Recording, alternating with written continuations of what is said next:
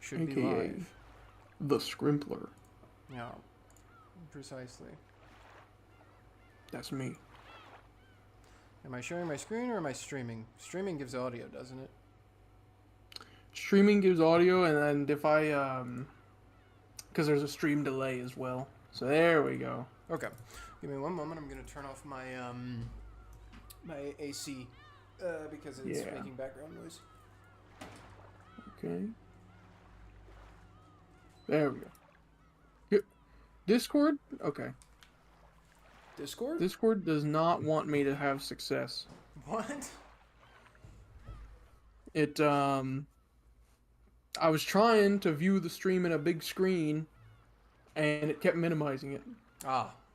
It definitely wasn't user error and me clicking off of it. Whoa. Huh? I've been duplicated. Oh, I muted my mic for the stream, so they shouldn't have heard it be duplicated. But I did figure out what my mute button for my microphone was. It's 0. Zero. And I did, yeah, my record button is tilde, my stream button is asterisk on the numpad, and my stop streaming is minus on the numpad. Gotcha. So if there's any hackers that can access our keyboards out there, keep this in mind. Although right now we only have one viewer, and I'm pretty sure it's me. It's me! What? It's both of us. At the same time. Is that your thumbnail? I like my thumbnail. Well, let's go ahead and get right back into it. My thumbnail! Okay. Your thumbnail? What about I liked my thumbnail I made for the stream. Oh. But oh well. Yes, welcome back. Welcome back to Umineko, everybody. Right. Very back late where night. We left off. Yeah, late night Yeah. Umineko, although neither of us have anything we need to do this time like I did last time, so we're going to go till 2 a.m.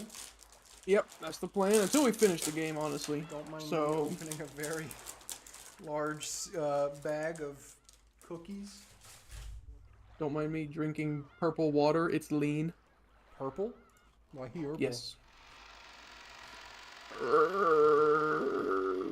That's why he purple. I don't know. I put something in it, made it purple. I don't know. I can't remember. Cough syrup, maybe? Benadryl? Yeah.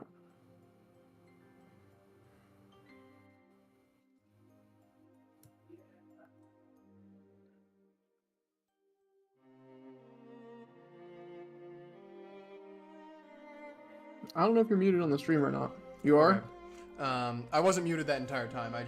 I literally pressed it like 3 seconds ago, and I couldn't remember if I'd unmuted myself or not. The intrusive thoughts won. Yeah. So when we last left off, the Ushiromiya family had I'm turning down the music. Okay, that's fair. I'm not turning it off, but I'm turning it down. 200% music. Oh. Oh. Okay. But yeah, now let me actually get to the recap finally. The Ushiromiya family has just arrived on their island of Rokkenjima, which is owned by the head of house. Although we haven't met, well, we technically have met Kenzo, but we haven't met the heir family. Let's just go. Yeah, the inheritors, the succeeders, whatever you want to call them. He said something about Canon that I didn't read. He said something about Canon having his own quirks. I don't remember what it was. Wait. Oh. Haha. Oh. I remember that one. That was wrong on me. Yeah. Yep. Okay. It's just that being young works against him all the time. Back to the voices. Shame. Yep. Back to the voices. Wish us luck as we remember our voices as well as our characters. Yep. I got a notepad. I'm pulling it out. Or a notes document, rather. This is me. Well, it's a prickly age. Let's just leave him be. After all, closed-mouthed servants are the best kind. Did I turn up like the dialogue speed? I don't somehow? know. It did like jump forward for me. Wait, give me a second. Text box, drop window. Technical difficulties. Yeah. Movie spoiler level old, no spoiler. What does that mean? I have no idea. Toggle ADV? ADV mode has been disabled. Is that advanced mode? Like it makes it go fast because it's advanced? I don't know. Nope, it does this. Nope, That's that does what it whatever does. that is. Yep. Whatever ADV is that. I don't like it. Gross. Enable ADV, please. Yeah. Thank goodness. Was it in system? Did I click something in system? I don't remember, man. It's fine. Oh, there we go. Now it's fine. And now it's fixed. It's perfectly fine. What the heck? Oh, Rudolph-sama, you truly are harsh. There is no servant as silent as me. Of course. Sorry. Listen, I got off like a really long shift. We're here. Everyone smiled wryly at that obvious lie. I have been at work really long. Even she herself didn't believe that. Not in her wildest dreams. I wish. So she must have said it to lighten the mood. Yeah, I did. Yeah, that's the kind of character Kumasawa Bachan used to be. The once stiff atmosphere had cleared up at once, thanks to her cheerful smile. I'd like to set down our luggage soon. Koro-san, what rooms are we all going to take? It shall be the same as the previous year. Allow me to guide you. You would. Please, this way. We headed towards a trim, elegantly simple guest house.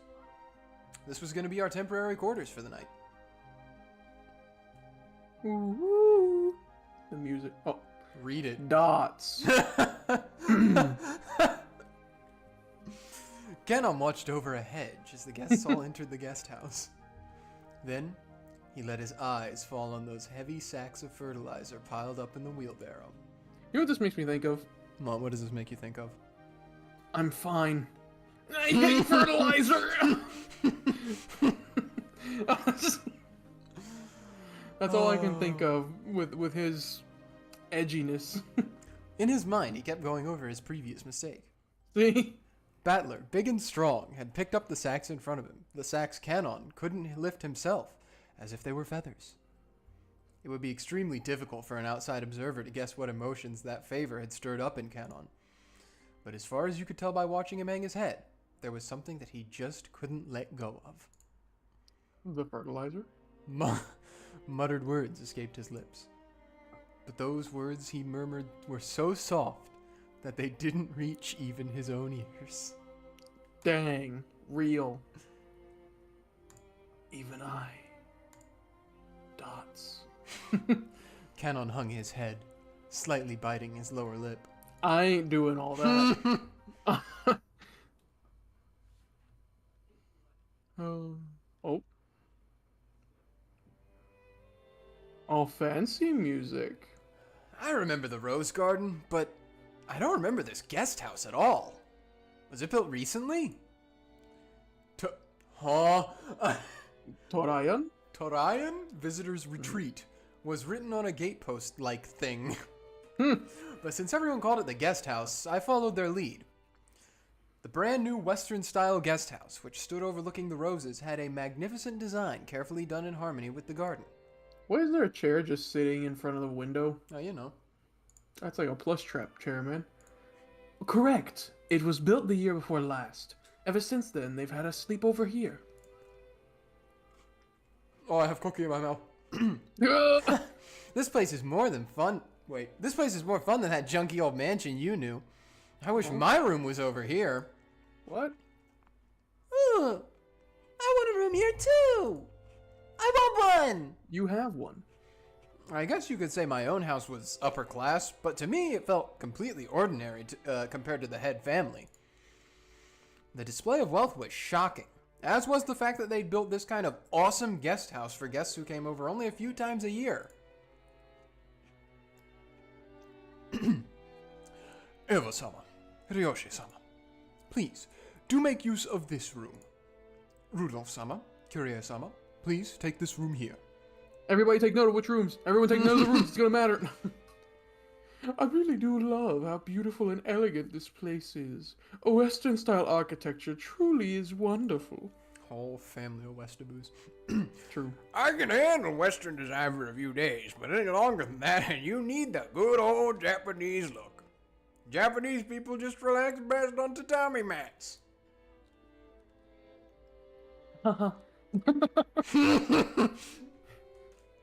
They've been fighting over whether to make our new house Japanese style or Western style. Mom still holds a grudge about Dad having the construction started with a Japanese layout, and they bicker about it all the time. I'm really jealous, George Lee-san. Your parents get along well, don't they? I just told you they argue. Mine are so frosty. Then again, they're always in sync when it comes to my grades. Get them out. All in the room seemed to be for 2 people. I was grateful, since I wasn't going to be forced to share the same room with the old bastard under the pretext that we were family. And anyway, I figure those who wouldn't be able to enjoy themselves with someone like me around... Wait, I read that completely wrong. And anyway, I figure those 2 wouldn't be able to enjoy themselves with someone like me around. Weirdo. What's with that creepy smile? You're thinking about something dirty, aren't you? I hate this. Yeah. Something dirty? Of course not. Please enjoy your stay. Boing. Ow! Ow! Ow! Ow! Ow! That hurts, you old bastard. He really do be 18, was the deduction? Whoops. I completely skipped my narration there. Once again, Dad pulled my ears from behind. Cut the crap. I'm getting a stomach ache and I'm not in the mood for this. You're the guest of honor this time around. So play as nice as possible with Dad and Aniki and the rest. At the very least, be careful of what you say in front of Dad. Got it? Because wisecracks don't go too well with him. Jessica-chan, what's the head's mood been lately? Same as last year, I guess. Considering they say he's just got 3 months left to live, he's as lively, grumpy, paused for a really long time for some reason, and irritable as ever. Meaning this year he's in his usual bad mood? And as usual, the only one who's able to look after him is Genji-san? It seems the master will open his heart to no one else. Lately, us small people have not even been granted an audience with him. Oh, that's me, sorry. That's gonna happen once per stream at least. Yeah. He shut himself up in his study again, probably doing nothing but that weird black magic of his. What he does for a hobby is his own damn business, but when he starts stinking up the house, it really gets on my nerves. I wish he'd never come out of that study again. Man really just trying to like build trains and you're doing this? Anyway. You shouldn't talk like that about the elderly. We're all indebted to him since he rebuilt the Ushiromiya family. We should be more grateful. Well, sorry. That's right. Anyway. After being rebuked by George Aniki, Jessica had no choice but to take back her thoughtless remark. The Ushiromiya family was wealthy beyond belief, but of course, that meant all of its members were a bit strange, and completely out of touch with the world at large. Okay, that part makes sense, but why the strange part? You don't have to be strange and wealthy.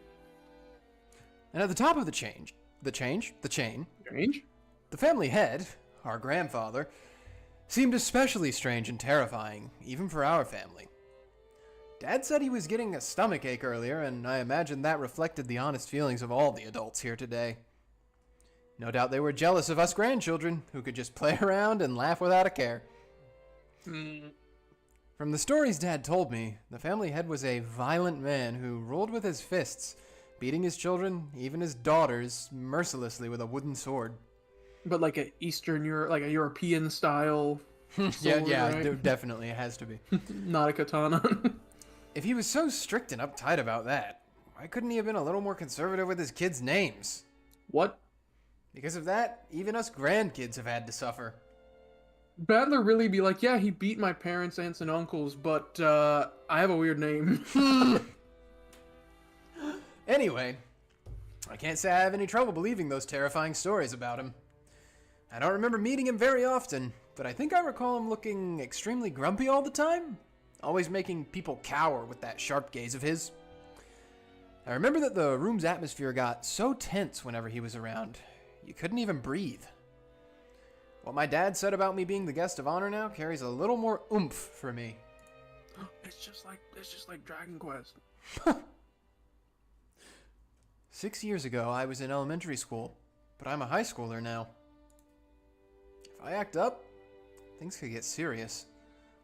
Ooh, scary. He does look frightening, but he's not so terrifying that you need to tense up like that. He's just old. Yeah. Nothing of what he says is truly unreasonable. He may be clumsy at talking, but he's a very logical person. But, George Nissan, you've been the family darling since like forever because of your awesome grades, right? Grandfather treats us completely different. I've even gotten slapped with a wooden sword. On my ass. My ass! On my maidenly, innocent ass. Oh. I hate everything. Well, you're the heiress of the head family, Jessica-chan. Grandfather is giving you special attention. Why is his glasses like that with this situation? Fog. You've got to realize that his strictness reflects his high hopes for you. Oh, come on. Seriously, I could just turn the succession over to you, George Nissan. It's a bit of a heavy burden for me to carry. Ma'am, those seem heavy. Battler. Yeah. Jessica, those seem heavy. I think I already said it before, but Jessica's the girl heir to the head family. Why'd you... Girl heir. Yeah, why? We're only cousin and branch families, so she probably feels a totally different sort of pressure than we do. Huh? Jessica One-chan, is that heavy? Maria. Jessica One-chan, your milkers look heavy. Maria? If I help hold it, will it get lighter? Oh, I always knew.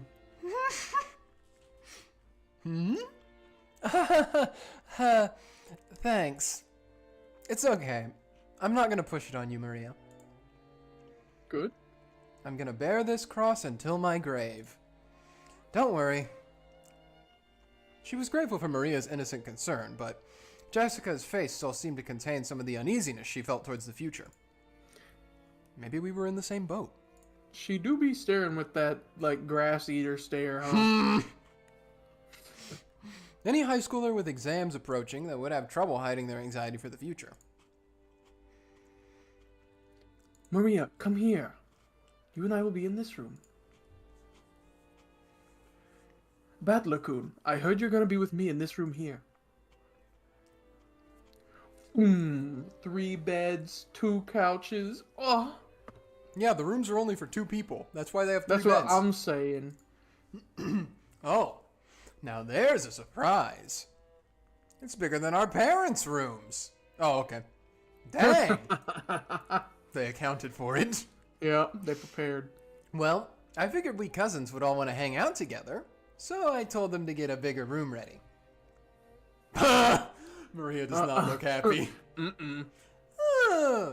I like it here more too. I'd rather be here than with Mama. Oh, you like it here better? You like it better here too, Maria? Okay. This room is George's and mine, but we'll give you a special permission to come in. Better keep it a secret from your mom, okay? Ooh, it's a secret. Himitsu da yo. Aunt Rosa was right behind us. She's right behind me, isn't she? But Maria still answered, striking the air with her fists clenched tight. Could have uppercut her mom with that. After setting down their luggage in their rooms, our parents had gathered again in the corridor. Hey, what are you brats planning to do? Are you cousins just gonna stay here and chat? It seemed they were heading to the mansion to announce their arrival. Normally, they would make us follow them and greet everyone together. But if that had been the case, Dad would have just told us to come, and that'd be the end of it. He's saying it's okay if we don't come, so what'll we do? Well, it's gonna be lunchtime before long anyway. You better let the kids unwind here. Besides, if worse comes to worse, this might be their last chance to play outdoors. What do you mean by that? Typhoon. I'll go too! True, I guess. He's morbid all of a sudden. Maria, you house sit for Mama, okay? Behave yourself and wait here. It's True. Since Maria was being told to house sit here, we certainly couldn't leave her on her own. Well, you could. Probably wouldn't be a good idea, but you could. Yeah. George Aniki noticed this immediately and gave a clear reply for all of us cousins. We shall. Well then, we'll accept your offer and house sit. We've got lots of stories to tell each other after being away for a year. That sounds wonderful. And Battler-kun has 6 years worth of stories to tell, doesn't he? Yeah. I'll take care of the house like a good boy. What? What? Kumasawa-san, I'm gonna stay here too. We'll break rank and leave the rest of the adult. Oh my gosh, I'm tripping so bad today. It is 8:30 local time. Kumasawa-san, I'm gonna stay here too. We'll break rank and leave the rest of the adults. Perhaps that would be best. Oh, I'll report it to Madam. Then, allow me to guide you all to the mansion. This way, please. You would. The other children are one thing, but George is getting to be an adult. Wouldn't it be better if he came with us? If we make him come, then poor George will be the only one out of place. Interacting with his cousins is also important. Okay, see y'all later. He just, okay. Yeah, he just... Gave his argument and left. Yep. The adults left one after the other. They left in the same formation as our trip from the harbor, with Goda-san leading and Kumasawa-san taking up the rear. As we gathered in the room assigned to us cousins, George Aniki asked us to excuse him for a second. He rushed over to Kumasawa-san, who was following behind the disappearing adults, and seemed to ask her for something. Ooh. He soon finished his business and came back, our first mystery. What'd he do?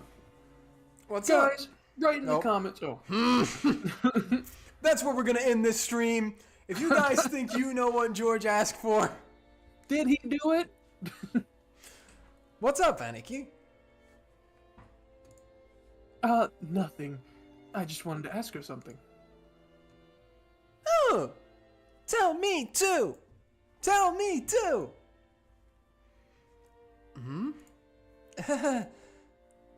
What could George Nissan be asking Kumasawa-san about, and not me, I wonder? Oh, I don't have a clue. You're... Okay. She... No, it's a misunderstanding. Not that I know what you're misunderstanding. Aniki was getting pretty tongue-tied. It was almost as though he felt guilty about something, and Jessica knew exactly what he was worried about. Okay, thank you, because she said that, and I was like, you are, like, you know, immediately. At any With rate, that phrase. it's no fun if Jessica gets to know about it and not me. Oh, Hey, Maria. It looks like we're the only two out of the loop, right? Don't you want to know what they're talking about? Want to know too! We want to know too! enjoy that role. I fooled around while oohing together with Maria. You... No, I'm telling you, Oh, I'm it's sorry. not a big deal. Ha ha ha. Liar! No, sorry. Liar! I'm surprised you tell such a terrible lie, Aniki. Confess. Maria, you tickle his right side, I'll tickle his left. I'm 23. I've got his right side, Badler's got his left. Wait a second. Wait, you two. Stop. What was that? Who pulled out the heart? What was that? The sound effects are killing me. Oh. Maria and I played around, chasing George Aniki as he tried to escape, rolling on the bed. I realize high schoolers aren't supposed to bounce around like kittens, but I still miss this kind of fun. A warm, cozy kind of fun. Nerdy in a cute way. George Nisan, what were you asking Kumasawa-san? Well, I've got a good guess. It's been years since the last time he visited the head family. Who knows what servants might have come and gone during that time. Either way, it looks like he'd like to go and say hi. Ooh. True, what did she mean by this? Say hi? I want to say hi too! What the hell? That's nothing to feel guilty about, Aniki. I'm not buying it. Maria, don't be fooled. Aniki's still hiding something. More torture! Uriya! Oh my gosh. Bing! So stop it, seriously. I really hope I'm not peeking my mic. Oh, horribly on my end, but... Maria-chan, you two, stop already.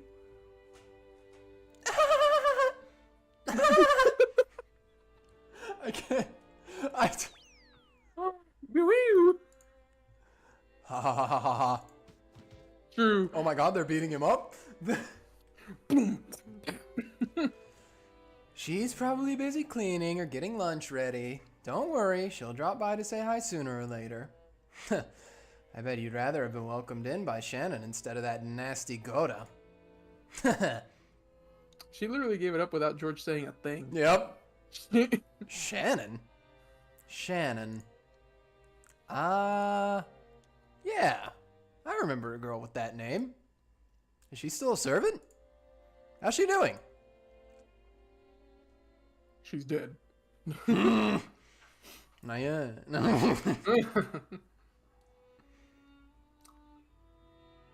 I'm assuming that was their we're cut. We're cutting over to the... Oh, I thought we were going to go to Shannon. No, we're going to the That's adults. what I thought too. I bet they felt like Ryukishi 07 when he made that, he was like, "How's she doing?" And then we fade to Shannon, or someone else probably offered that, and Ryukishi was like, "No, Hideyoshi." Oh, who was last? I had Canon last. I got it. Oh, I'm going to be Nazi. That means I'm all the cousins. Okay, well, probably. By the way, Natsuhine-san, how's your headache been lately? Seemed pretty serious before. Our siblings. You're the cousins. I have been much better lately. I'm Thank writing you. it down. Thank you for your concern. I'm writing it. Hold up. Okay. Okay. There we go. Out of all the adults, she is my favorite, so. Oh, good. Oh, right. Here, a present for you, Natsuhine-san. Thank you very much. I'm always receiving gifts from you. Is this black tea? Kocha. It's herb tea with peppermint and lemon balm. It's a blend from a well-known store, and it's supposed to be good for headaches. I thought it might help you, too. Rosa was always a conscientious woman. Probably because she was the youngest of the four and much younger than the other three. She managed to grow up without gaining the venomous nature of her siblings. Her kind words got Natsuhi to soften her expression for just a moment, but it still wasn't enough to melt her stony gaze, hardened as it was by long years of mental stress. Well, look who she's married to. Yeah, they retrieved gold. Come to think of it, you're always complaining about those headaches. Pull yourself together. Jessica-chan has her exams this year, right? That's going to be a turning point in her life. Will she really be able to rely on you as a mother if you're like that? And besides, Natsuhine-san, you're 3 years younger than me. You should get your act together. Oh, God. Here we go. Oh, we're gonna have the Dang. MILF arguments. What'd you call it? I apologize. I've had a tendency for headaches all my life. Even under normal circumstances, Eva sometimes failed to choose her words carefully. But her comments aimed at, but her comments aimed at Natsuhi contained shards of obvious malice, though she hid it with a smile. Of course, that fact didn't escape Natsuhi. She frantically contained her urge to grimace and pretended to ignore Eva. Our battler-kun will have his exams this year too. Rudolph-san, shouldn't you be a little concerned as well? For the sake of your own son, you better get serious to the point of having headaches like Natsuhine-san. If I say anything, he automatically rebels. So what should I say? Should I say the opposite, that it's okay for him to mess around? That's probably the only way I could get him to listen to me. Hideyoshi Nissan, George did really well on his exams, right? Please, you've gotta teach me the trick to handling children. Well, it's probably because I got him to understand why he should study. Study isn't worth anything on its own. That's right. The real point of studying is to practice researching stuff on your own whenever you bump into something you don't know. He looks really stressed out about this. If you can't do that, you can't be useful to society. I'm not talking about math or writing. You gotta learn how to learn. That's splendid. I wish our Jessica could understand that as well. If she is to be the heiress of the Ushiromiya family, then at this rate... Do you really have to force her into becoming the successor? After all, a woman has to find a woman's happiness. Parents shouldn't force such things on their children, don't you think? Ironic. Hold your horses, Eva. Each family has its own way of raising their kids.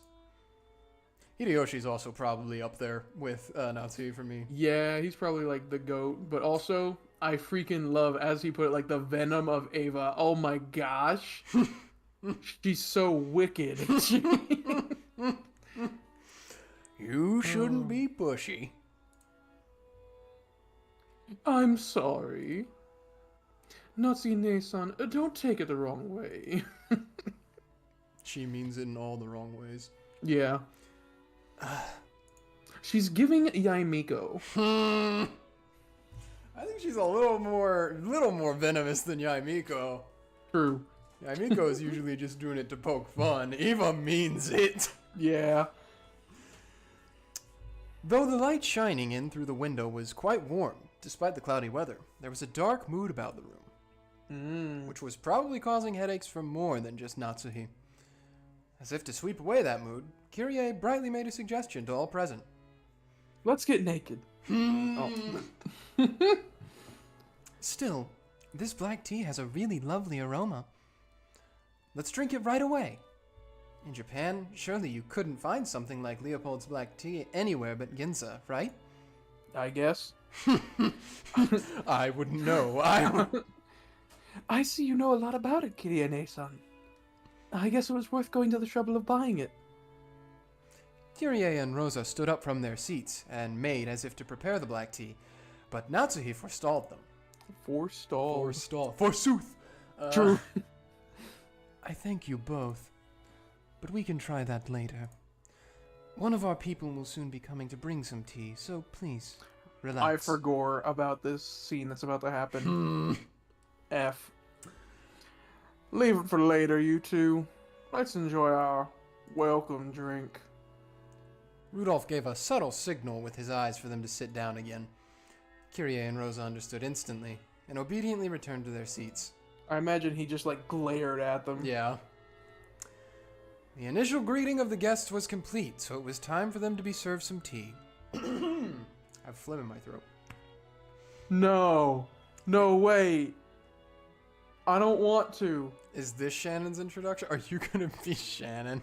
I don't want to be Shannon and Cannon. It was. Oh, am I gonna be Kraus? Maybe. Let's see. It was embarrassing for the host that the tea was late, especially now that the guests were talking about making tea themselves. Natsuhi bit her lower lip, frustrated by the ineptitude of the servants who were late bringing in the tea. Dang. Seeing her face, Eva immediately started to giggle. Please. You suck.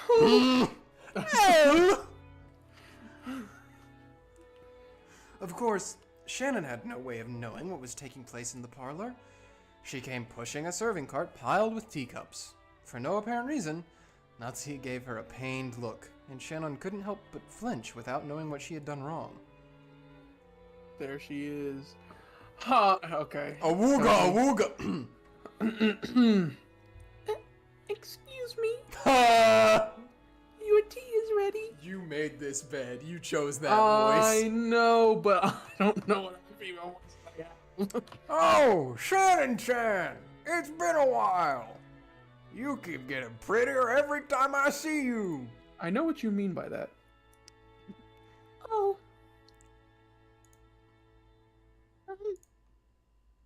Thanks. You have to be George and Shannon! You're right, I do. Heck, frick. Okay. Save the chatting for after you've set the table. The tea will get cold. I apologize, madam. Yeah, she See? apologized like a small, frightened animal, bumped against the serving cart, and made a jarring racket as she dropped several teaspoons. In my head, I'm just imagining like Pomnico Benny. That's my voice pool. Her clumsiness made Natsuhi's expression turn even darker, which made Shannon quail even more. Quail. Come on, Natsuhine-san. There's nothing wrong with her exchanging a few words and greeting. The tea must be plenty cold already, considering how long we've been kept waiting. Oh, I like her. There's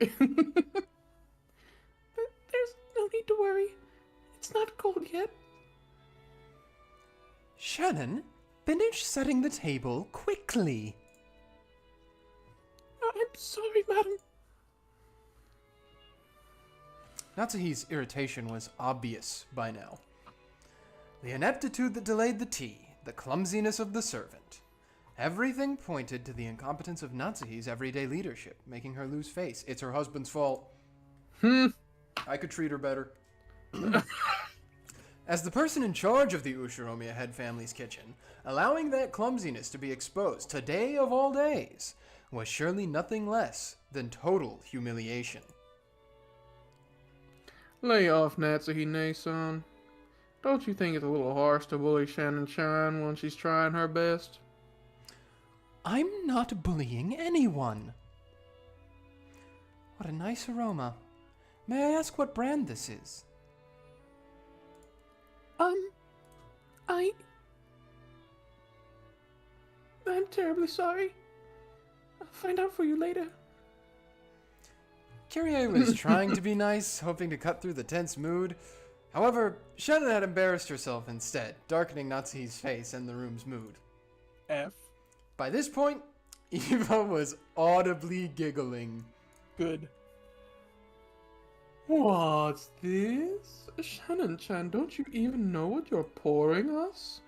Come now, you mustn't serve something so suspicious to guests. We'll need a silver spoon at the very least before we can drink this. I'm sorry. I'll go get one immediately. Shannon-chan, do you know what silver spoons are used for? They have to be silver. Do you know why? No, A teasing smile rose to Eva's face as she stared at Shannon setting the table. By itself, Eva's expression was sweet in an impish sort of way. Hideyoshi knew who he was marrying. Hideyoshi's giving Pertuset. No. Thanks. However, the words being spun from her lips held the keenness of a razor within them. That's right. Shannon tried with all her might to avoid Eva's continuing gaze. Realizing that Shannon was hard-pressed for an answer, Rosa gave some timely help. Don't interfere, Rosa. They say that if silver is touched by poison, it darkens. I guess you learned something today, Shannon-chan. Ava, get that fan out of my face. They were acting as though this tea needed to be tested for poison before it could be drunk. In Natsuhi's eyes, this was an insult to both the tea and to herself for serving it. Rudolph laughed flippantly and patted Eva's shoulder. Silver cutlery wouldn't do any good for you, Anaki. Just one lick of your poisonous tongue, and even a silver plate would turn pitch black. That's my wife. Oh, well, yeah, that is kind of what he just said. Since I get to hear that poison tongue every day, I must be poison-proof myself by now. Nice saying, since I get to hear that poison tongue and not anything else. Eva, I don't mind when you use it on me, but you better hold back when you're talking to people who haven't built up a resistance. Dang. We need to make a tier list of who F's, who, you know what I'm saying? And then Umineko.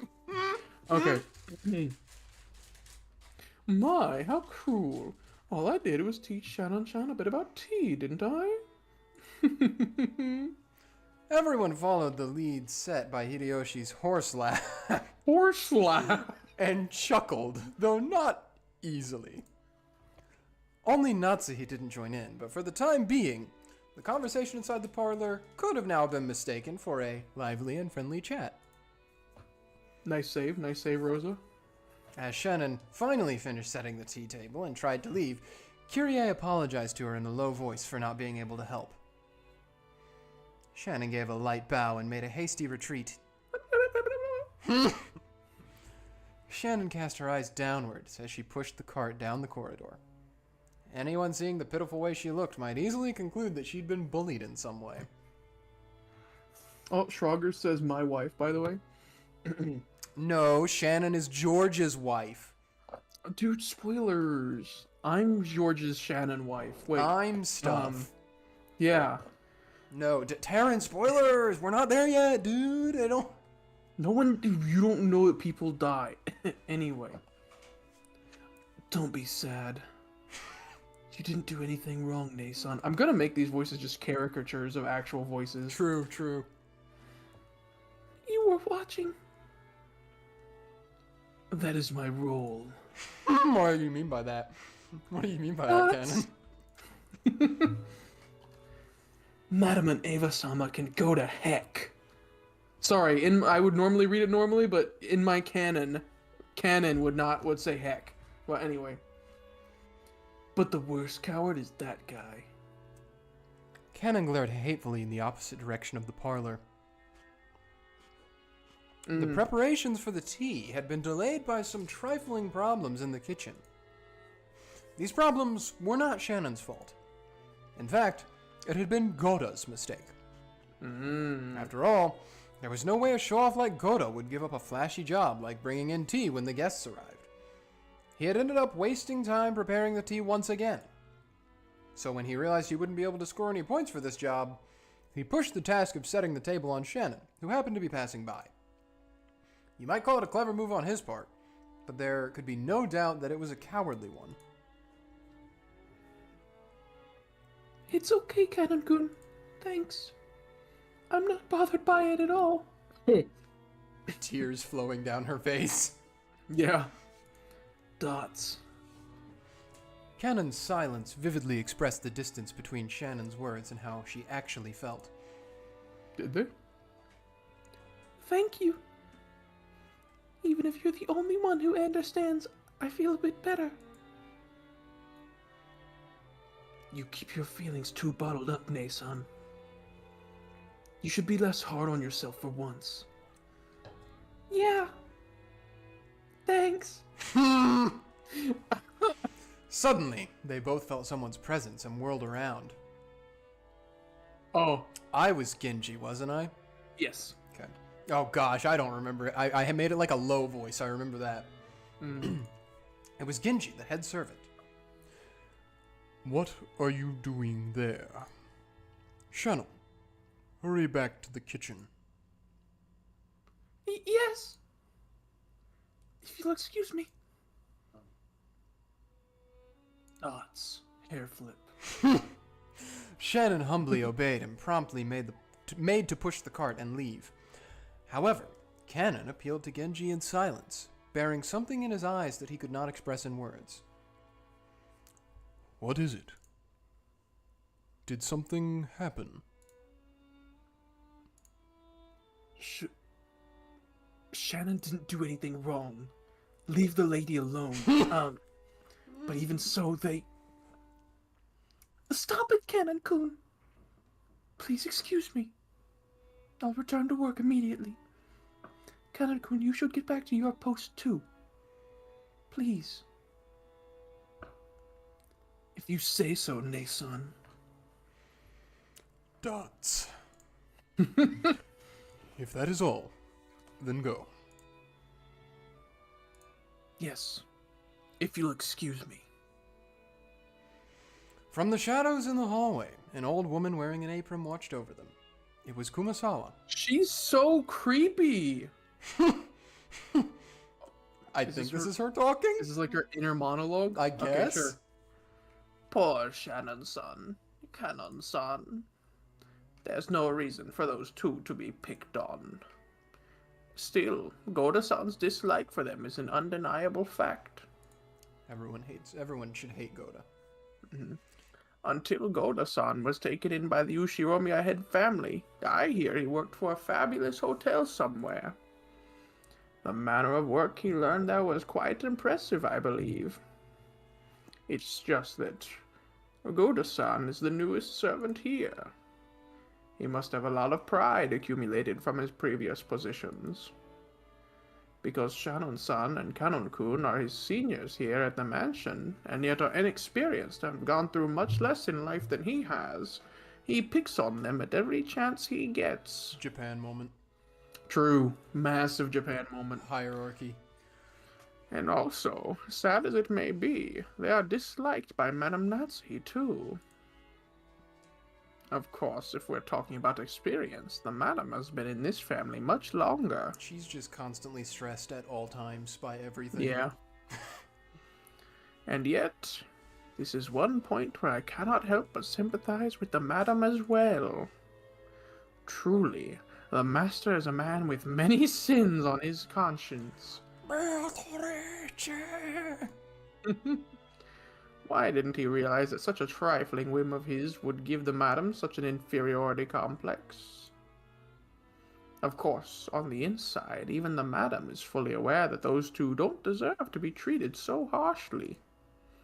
Kumasawa out giving us the, like, the lore and Kumasawa explaining everything ethics. for us. However, the heart has reasons that reason knows not. That's a bar. Holy, get that on a t-shirt, get that tattooed on your, like, tramp stamp, man. That would be a really funny tramp stamp. The heart has reasons that reason knows not. I feel so sorry for them. Oh. I can't do anything but watch over them from the shadows. You could intervene. You could intervene.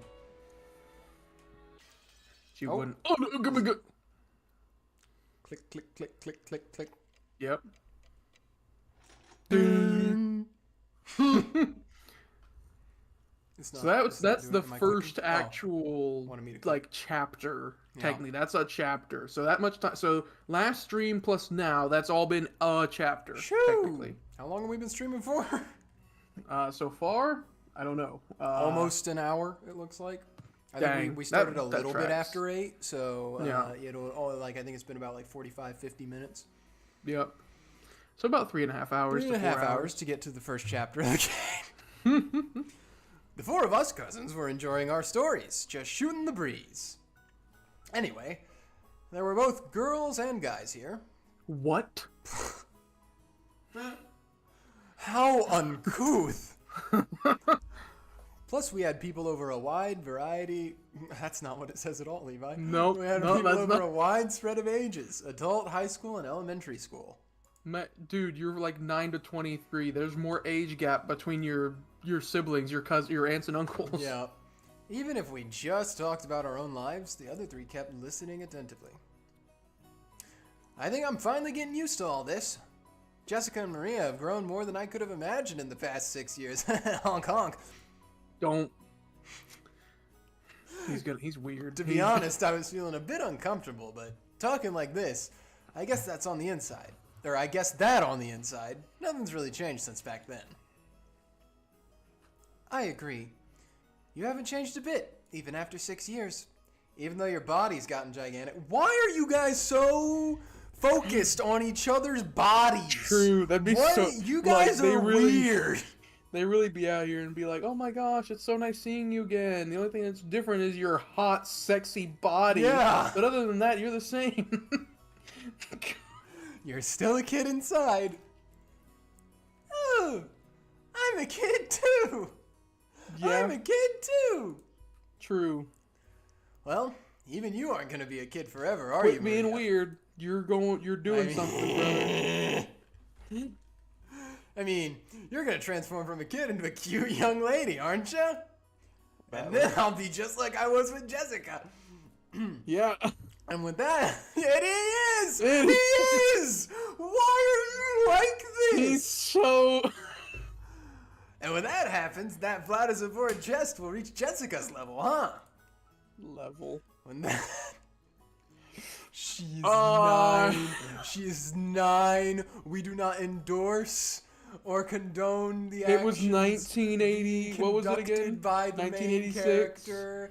That It's doesn't make it 1986. better. It makes it more common. When that happens, you gotta let me touch him, okay? It's a promise. Ooh, yeah! Ooh, let you touch him. God. Promise. She's gonna need Woo! therapy. For several reasons, but... No, Maria-chan, thanks, George. You can't make that kind of promise. That's bad, bad, bad. I promised, so I'll let him touch him. I keep my promises. I can hear, like, power, like... Always keep them. Ooh. Maria, you really are an earnest good girl. The guy you marry's gonna be really lucky. And it's gonna be me. No! Um, Hey, stop trying to change the subject by making it sound pretty. Maria, that promise never happened. Never. Chris McQuaid? The promise is canceled?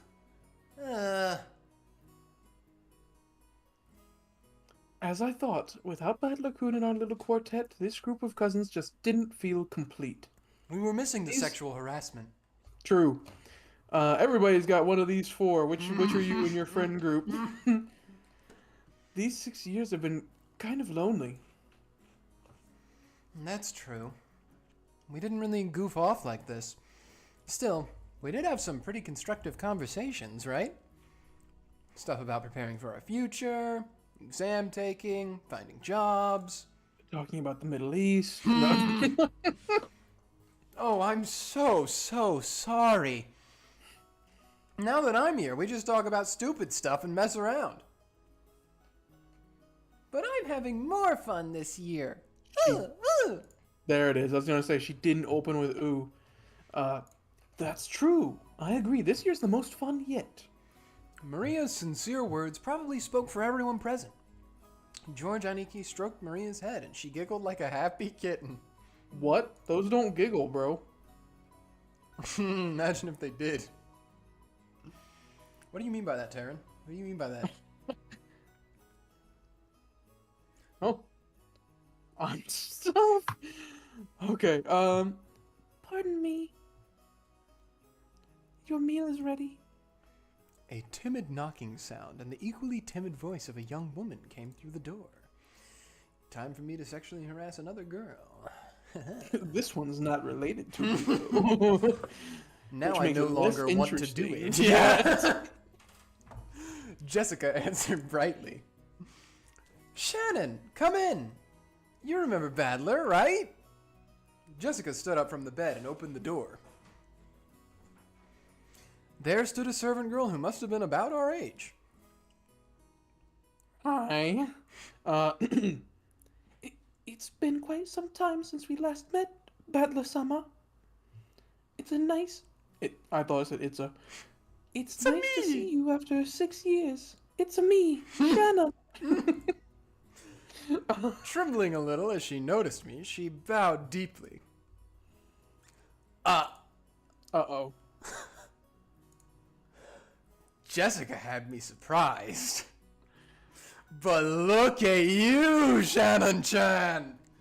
Can I file an issue against a fictional character? You've turned into a total beauty too, haven't you? What do you mean by that, Shroggers? Are you dabbing? What the heck? You are too kind.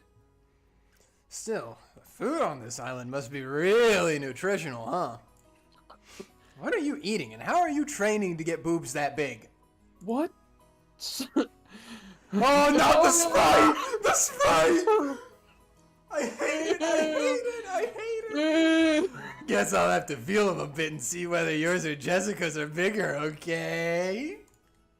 With both that... Whack his pee-pee! Beatrice! Whack his pee-pee! Yeah! Rip off his nutsack and feed it to the witch that lives in the woods.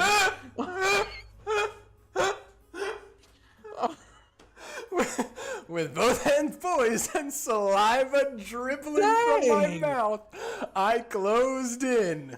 I get it's supposed to be over the top, but holy! For the sake of justice What? and my personal honor, I'd like to point out that I don't suffer from some strange disease that makes my lymph nodes itch until I scratch my neck open, and which can only be prevented by fondling breasts. Okay, quick aside, spoilers for Higurashi. That's a thing in Higurashi which is a funny little reference. In the first chapter of Higurashi, spoilers, there's a sickness going around where someone scratches at their lymph nodes until their neck opens and they die. Ugh. I had to throw that in there because it sounded like such a specific thing that he referenced, and it's self-referential, sort of. I do want to point out that someone came in here. We had 4 viewers for a moment. Someone came in here, and they were here for just that scene, and they left. That's reasonable. Don't mind me, I just broke my phone on my desk. Oh. Not actually, but I definitely slammed it there. Anyway, yeah, sorry they were there for that scene. Hopefully you come back, but sorry. This is just a battler style of communication. I swear Umineko is great, just ignore this part. If I slowly close in on her like this, odds are 8 or 9 out of 10 that I get slapped or clobbered, right? So I can use this Battler-sama original technique to spark a gag like that and break the ice. What? Well, it also means I really do get to touch them on that 1 in 10 chance though, right? Like that had ever happened. Boing! Huh? At that point, my hands were less than a centimeter away from Shannon-chan's boobs. But the counter-strike had yet to come.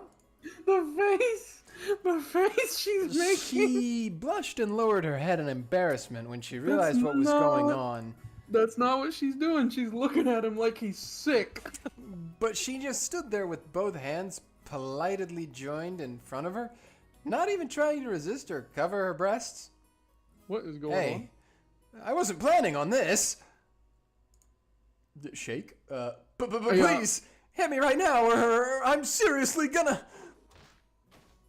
on? Else did it. Which is why I was glad that Jessica chose that time to drive her elbow into the back of my head. What? Oh, thank you so much, Jessica. What? But why the hell are you thanking me? Huh? Seriously, my bad, Shannon-chan. You made the sandwich. I almost got overwhelmed by your hypnotic chest. More importantly, anyone who gets that close has gotta be a molester. That's you! That's you! You gotta fight back when people do that. But you are an important guest, Battler-sama. Now look here. A pervert's a pervert, whether he's a guest or not. A girl's chest has got an air defense identification range of about 10 centimeters or so. Once someone trespasses within 2 centimeters, that's already an invasion of airspace. So you'd better scramble the jets immediately and give him an instant slap. What is he yapping about? I couldn't do such a thing. Because we are, furniture. Of course, she didn't want her breasts to get touched. But if a guest so desired, she was prepared to sacrifice herself to suit their wants. A girl like this needs some urgent protection.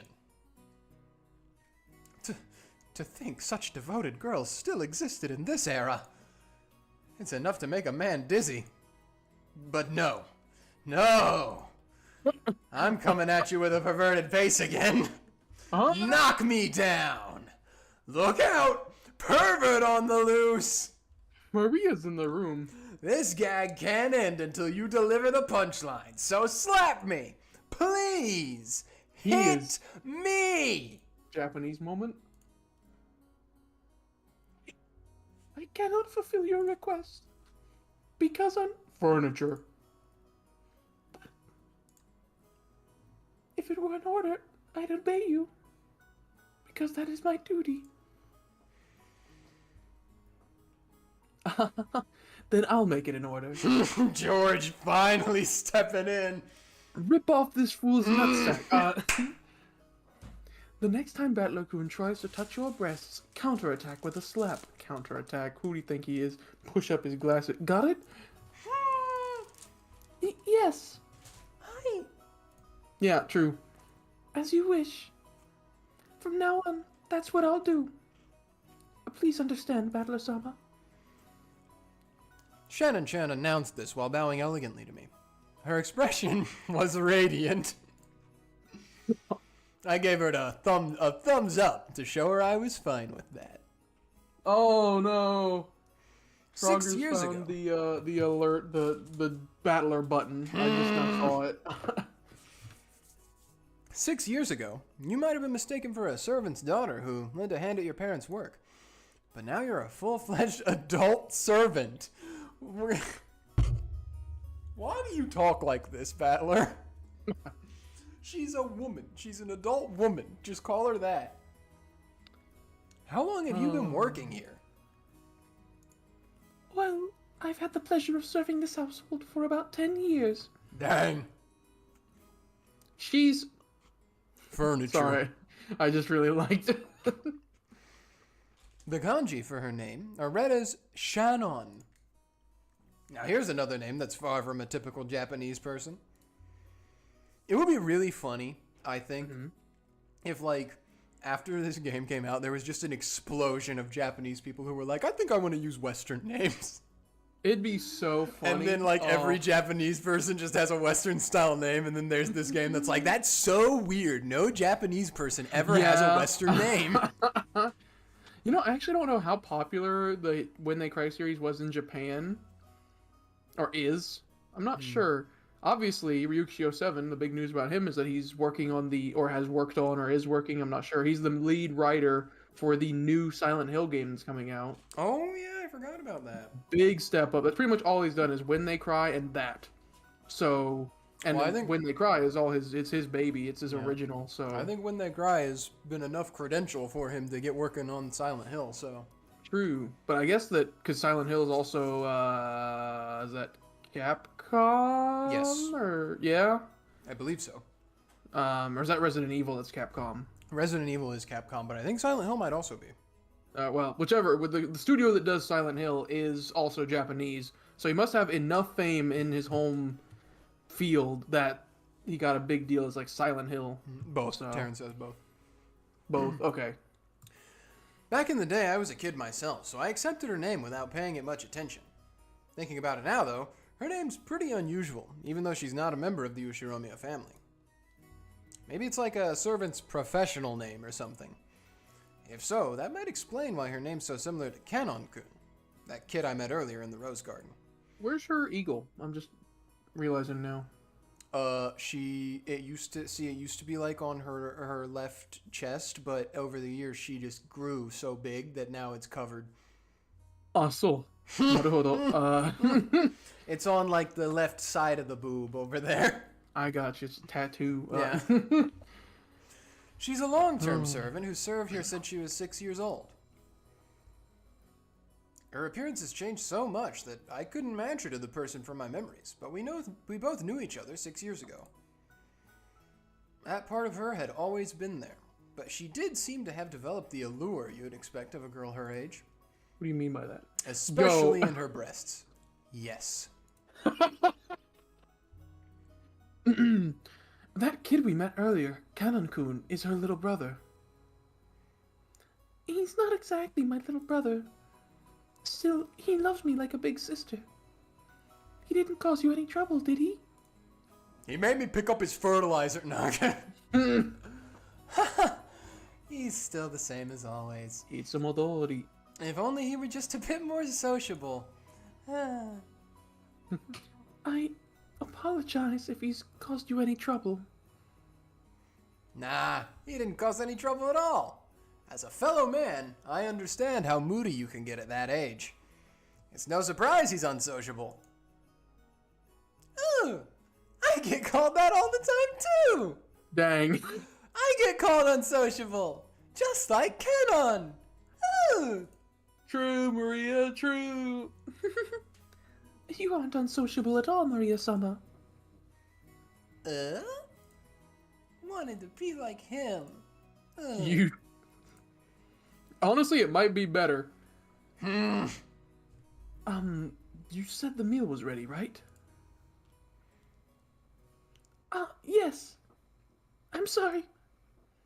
Your meal has been fully prepared, so please allow me to guide you all to the mansion.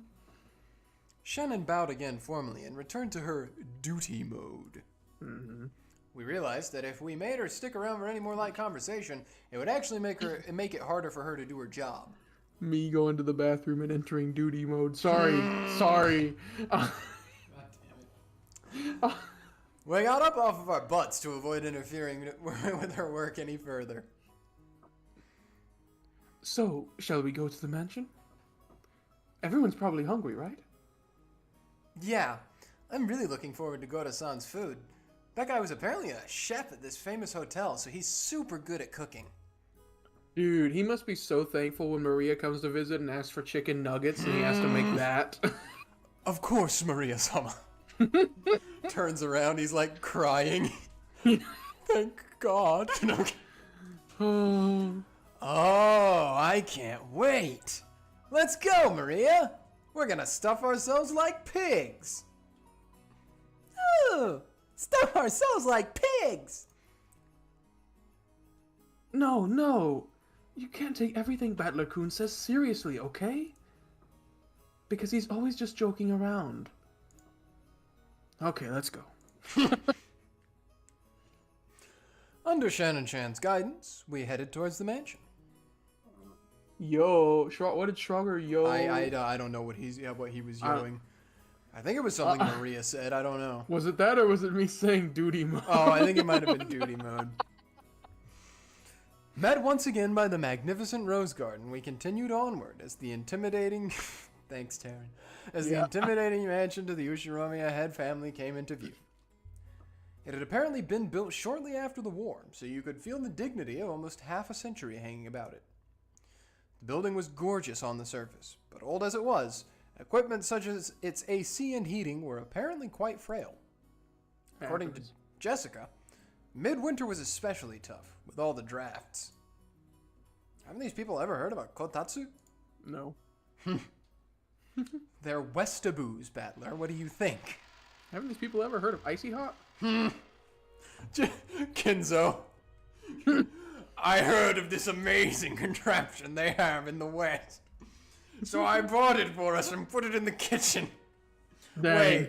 Wait. I'm thinking of Icy, not Icy Hot. I'm insane. Yeah, I was gonna say, why are you putting Icy Hot in the kitchen? I know Goda's feet might hurt, but dang. As we entered the entrance hall, an aged servant greeted us. Now him I remembered.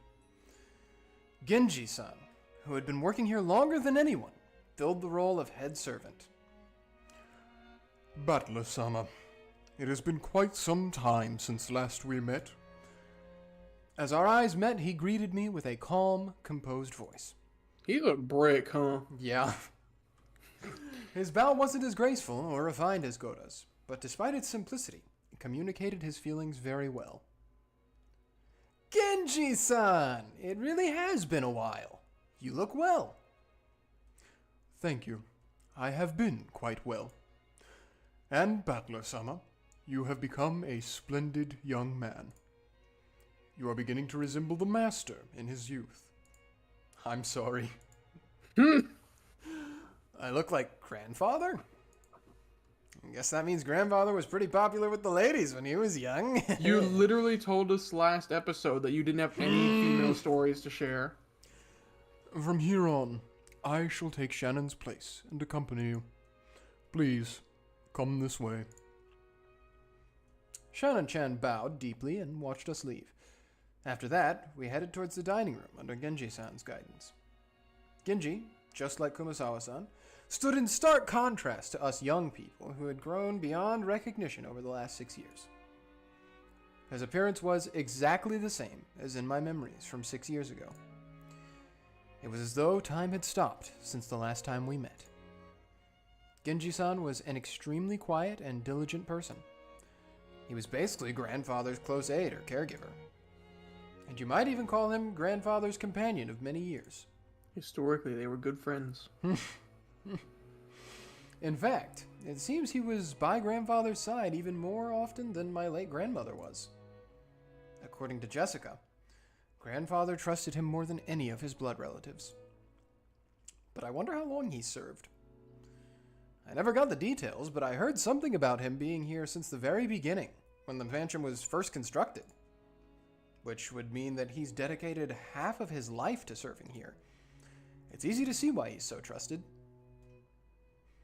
As we passed through a massive hall that extended up to the second story of the mansion with no separating floor, I spotted something that hadn't existed in my memory of 6 years ago. Ooh, here we go. Let's see it. Well, Here she is. I own this painting now. This is true.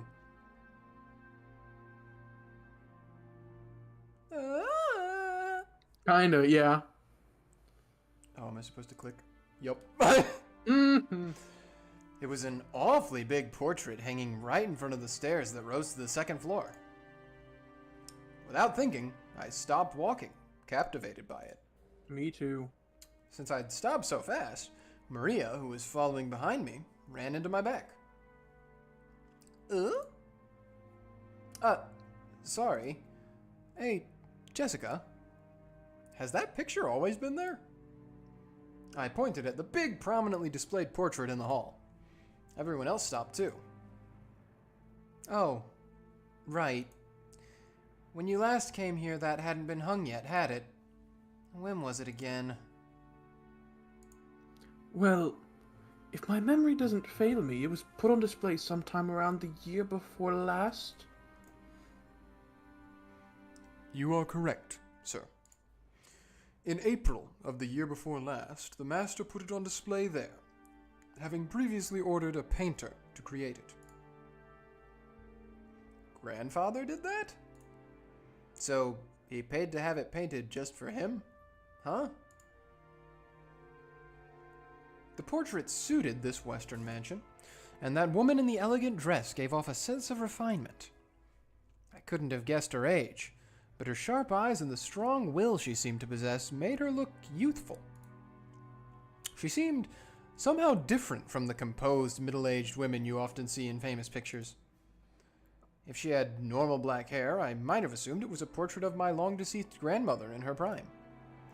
However, she had beautiful blonde hair and didn't look Japanese at all. I would call that more red-brown. Yeah, So, I don't know.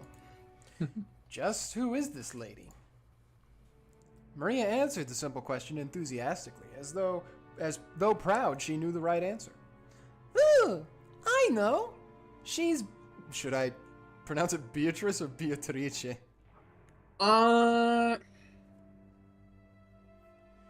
We'll just do actual English pronunciation. Okay. She's Beatrice. What? Beatrice. She's a witch. Didn't you ever hear stories about her long ago? A witch? You mean the witch of this island? Boom. There it is, yeah. I think I already said this, but Rokkenjima is a small island, only 10 kilometers in circumference. However, that's actually pretty massive considering that only the Ushiromiya family lives here. So only the harbor and the area around the mansion were set up to be lived in. Beyond that, the island remained as untouched as when it was uninhabited. The vast and empty forest had absolutely no lights, phones, or people passing through. To understand how dangerous that is, you need to forget your common sense as a city dweller. After all, have you happened to fall down a hole in the depths of the forest and sprain your ankle? No one would come save you, no matter how much you cried or screamed. That might happen in New York as well, but anyway, keep going. Then, once the sun went down, the forest would be wrapped in complete darkness since there were no streetlights. And since there were no signs, it'd be easy to get lost and confused, losing your sense of direction inside that dark forest. Nowadays, most people see a forest as a peaceful place. But to the people of bygone eras, before the light of civilization drove out the night, forests were as geographically separated from civilization as the sea. He definitely stole that line from like a poem or something. They were oceans above the ground. Fishermen who got out into the ocean are putting their lives at risk, who go out into the ocean, are putting their lives at risk, despite their technical knowledge. In the same way, hunters who go out to the forest are in danger, despite having specialized knowledge of their own. If children were to go play in such a dangerous forest, something terrible might happen. Someone's parents must have thought so. Maybe grandmother first said it. Or maybe it was grandfather himself. Or perhaps the story's been passed down on this island since ancient times. That there's a terrible witch in the forest, so you must not go in. At some point, this ghost story of Rokkenjima was born. This is the legend of Rokkenjima's witch. That's why, when we talk about a witch of this island, we're referring to the master of that vast and savage forest. Come to think of it, when I stayed at this mansion as a little kid, during those eerie nights when the wind and rain pounded on the windows, I remember being terrified by a story of the forest witch who roamed around searching for human sacrifices. Oh. So, Beatrice, huh? When Aniki mentioned it, I searched my memory and was sure I recalled hearing a name like that when I was little. I see. Still, I totally forgot that the witch in that legend had an elegant name like Beatrice. So, did grandfather go out of his way to have a portrait made? Just because we grandchildren didn't believe the story? Yeah. She's the witch from grandfather's delusions. Ever since he had this picture hanged, he's been having a harder and harder time telling the difference between truth and fantasy. To us, she's just a witch that exists in grandfather's mind. But to him, she's a being that exists on this island. Exists. He says he had that painting made because the rest of us would be incapable of understanding otherwise. What? The whole thing's creepy as hell. Milady, this portrait is precious to the master. I beg of you, do not say such things in front of him. Yes, W. Genji. I know. Even if you didn't tell me, I'd never do something like that. Jessica glanced at the portrait with an irritated gaze before turning away. Let's go. I'm making everyone wait in the dining room. Ooh, I'm hungry. Thanks, Maria. Only a small portion of this island was controlled by the Ushiromiya family. All of the lawless remainder was the domain of the witch, Beatrice. Yeah. You might even call her the true ruler of Rokkenjima. I felt a faint revival of that unsettling sense of misfortune, which I'd felt when I learned of the tutelary god's shrine being struck by lightning. I'm sure these are connected in no way whatsoever. No, it's just a superstition. And I remember that Kumasawa-san tried to tell an ominous story about Rokkenjima before Jessica stopped her. I don't know what she was planning to tell us about this island, but I do know one thing. She's got massive It isn't the Ushiromiya family that rules Rokkenjima. It's the witch. It is Rokkenjima that rules. Beatrice. That's right. After all, this is the witch's island. Battler! You're slow! Oh, soy! When I looked around, everyone was already heading towards the dining room. I hurriedly chased after them.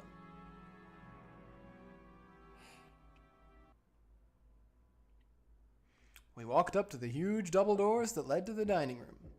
Genji-san knocked. I have brought the children. Please, pardon the intrusion. The doors were opened, and we were invited inside.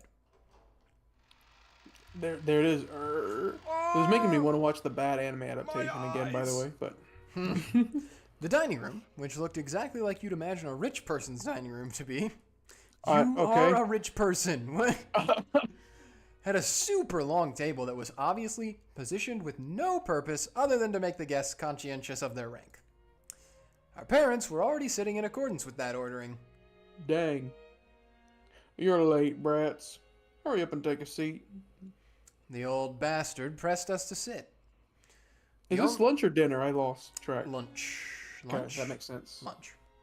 The only gaps in that group of people were the spots where we were supposed to sit, which only made us feel our tardiness all the more. Mm-hmm. The seat at the head of the table, called the incipience chair, was for the most highly ranked, reserved for grandfather. Dang. It was still empty. He probably wanted to show up last for dramatic effect. From the perspective of someone facing the incipience chair, head on, the seating order went from left to right, with lower ranking seats progressing in rows 2 further away from it. So on the left-hand side of the first row, closest to the incipience chair, was where Uncle Kraus should have sat, since he was the second highest in rank. I feel like I need a freaking chart to see this. It looked like he hadn't arrived yet, so that seat was empty. But it looked like it, but actually he was there invisible. No. True, yeah, exactly. Tiny bombs in the food.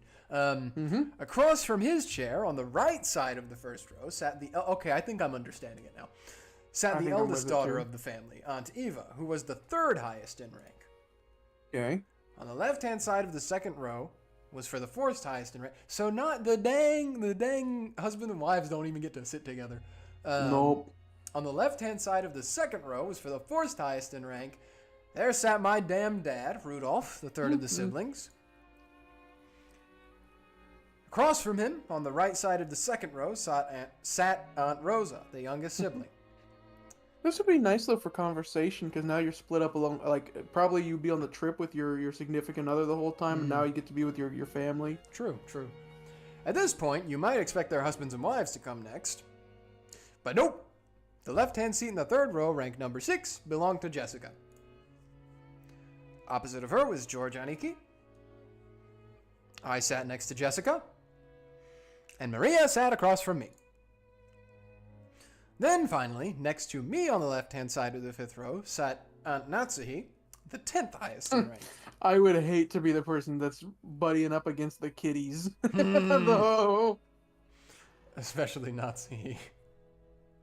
With everything she's thinking. She's on high alert at all times for everything to be perfect. Opposite of her was Uncle Hideyoshi. Mm-hmm. Next to Aunt Natsuhi, in the 6th row and final seat on the left-hand side, sat Kyrie-san. The seat opposite of Kyrie-san was empty, even though silverware had been set there and everything. That's for Rosa's not present Yep. boyfriend. According to this ranking system, that was the spot where Aunt Rosa's husband should be sitting. Yep. Even though he wasn't supposed to be coming, his place was made up. Normally, ranking systems of this sort give spouses equal positions as their partners, but the Ushiromiya family system was unique. I don't think it's unique per se, but I do think it's just a dated one. It's not used as much, definitely, but I wouldn't say you guys did it first. We were the first, actually. We're also, this makes me think of things that are rich. I'm not very rich, but it's kind of rich. It's giving rich. Maybe it's a remnant of male chauvinism. No. If you start with the assumption that a woman's womb is just something to be borrowed, then the children of direct descent would come first, directly followed by the grandchildren. Borrowed. In other words, spouses have no blood ties and are therefore placed at the end of the line. It's terrible. But by this system, my grandmother would have been ranked even lower than me if she were still alive. Sorry, that's kind of funny. In their youth, they obey their father. After they get married, their husband. After aging, their children. There's the old saying, women have no home in any realm. What about the Fey realm? Long ago, when I was still incapable of figuring all this out, I thought it was so great that we could all chat in our little groups, adult siblings with adult siblings and cousins with cousins. However, now that I can re-examine the seating order after growing up a bit, it stirs up some very complicated feelings in me. Does it? Aunt Natsuhi, who was married to the eldest son and was the de facto number 2 in managing the family, sat to my right, which meant that she was 2 steps lower than me in ranking order. It was hard to imagine what might be going on inside her heart. Usually pumping blood. That's why I made a small apologetic gesture towards her before sitting down. That's just gonna make her feel worse! That's even more awkward, yeah. Sorry, I'm better. Yeah. How nice to see you, Badler-kun. You've grown quite tall, haven't you? Oh, yep. 6 long years of eating well, sampling various cuisines, and deriving sustenance from Mother Earth's bountiful gifts. Again, you took that from a play or something, man. Hard work, but I pulled through. Growing up just like a boy, I see. How tall are you now? I guess about 180 centimeters? I think that's a little bit over 6 foot. We did this in the first episode. It said it in the first episode, I think, in inches. But Aunt Natsuhi, that's where you're supposed to say, heck, sounds like all you did was eat. Huh? Oh, I'm sorry. Dang, he sucks. After a short pause, she did laugh with me. But it seemed like she couldn't quite figure out what she was supposed to be laughing at. This woman is Aunt Natsuhi. She's the wife of the eldest son of the family, meaning she's my father's older brother's wife. Yeah. Is it simpler if I just call her Jessica's mother? Yeah. It feels bad to say it like this, but while I didn't exactly dislike her, I didn't particularly like her either. She hardly ever spoke with us kids, and all my memories of her involve her talking to the adults about complicated things with a scary look on her face. Her hair's kind of tight, though. I do like her hair. It's cool. In fact, since we hardly ever exchange words, I spent a long time trying to figure out how I should approach her. Though my efforts seem to have ended in failure. The silverware sat neatly on the table, but the meal itself hadn't been brought in yet. As a general rule, you couldn't start a meal until the person sitting at the head of the table arrived. Good luck. Yeah. So as long as grandfather didn't come, lunch would be put on hold indefinitely. Play What's the that video one video? of Yeah, the POV. waiting You for are the- eating lunch at the Ushiromiya conference, and it's just it's Kenzo through the wall. I thought of that immediately too. Same. Oh. Not even the appetizers would arrive. No mott sticks. Simply put, the silence in this room was caused by our parents enduring their hunger while they waited for grandfather to arrive. However, the grandfather from my memories would always show up on time to meals like this. That was 6 years ago. He was the kind of person who would never be so late that it kept everyone waiting, especially after the entire group had arrived. He has become geriatric. He has become Jerry. Grandfather's pretty late. As far as I can remember, he was always strict about time. Well, that might have been true 6 years ago, but it hasn't been that way lately. In fact, he's off in his own little world so often that he doesn't even show up at family meals. Still, I figured he'd at least come down today. Then again, I feel a lot more relaxed and happy without him. Jessica! That's twice now. Genji got after her for insulting him, and now Natsuhi is. She's gotta cool it. When her mother scolded her, Jessica stuck her tongue out and looked away. Yes, Mr. Genji versus Mom. She's in a rebellious phase. It's the shut your goofy ass. Yes, sir, Mr. Runaway. Yeah. Right away. No way around it. Might as well wait until our host arrives. When I glanced at the clock, I saw that it was almost 12:20. What? Oh, that's right, lunch. Yes, God. Whiplash. Oh, here we go. Ushiromiya Kenzo, the aged family head of the Ushiromiya head family. This man could be seen in his study. The clock had already passed noon, but he didn't even attempt to rise from his seat. With his spectacles on, he built up a growing pile of books with elaborate bindings, which he then read intently. You couldn't really say that he was having too much fun to stop. Rather, he filled the room with a sense of impatience, or perhaps a sense of impending danger, as though every second wasted was a tragedy. In this sealed room, a dense dust danced through the air, which was thick with the stench of chemicals that exuded a mix of suspicious odors. Backup Beatrice painting, by the way. Those odors were somehow sweet and heavy. True, he got the backup on him. If anyone with a normal nose came in here, the first thing they'd do would be to open a window and ventilate this room. The knocking against the study door had been going on for a while. A voice calling "Father" sometimes mingled with the knocks. As Kenzo heaved a deep sigh, he snapped shut the old book in his hands and slammed it on the table. Dang. Then he yelled at Cross, who was still knocking on the door. Silence! Enough with that racket, you fool! Who told you the door would be opened if you but knocked? I'll crucify the imbecile! Do you wish to suffer the same fate? Who was last? Am I Kraus? You were Natsuhi, I was Shannon, Yep. so you're Kraus. Whew, okay. At least you got one cousin that's not True! you. Father, this is the day of the family conference, which happens only once a year, is it not? Everyone's gathered down below. Please, come out. Kraus called out to his father through the door. Kenzo always shut himself up in the study, hating it when nearly anyone, even his family, entered the room. For that reason, Kraus had no choice but to call to him from the corridor like this. Here we go.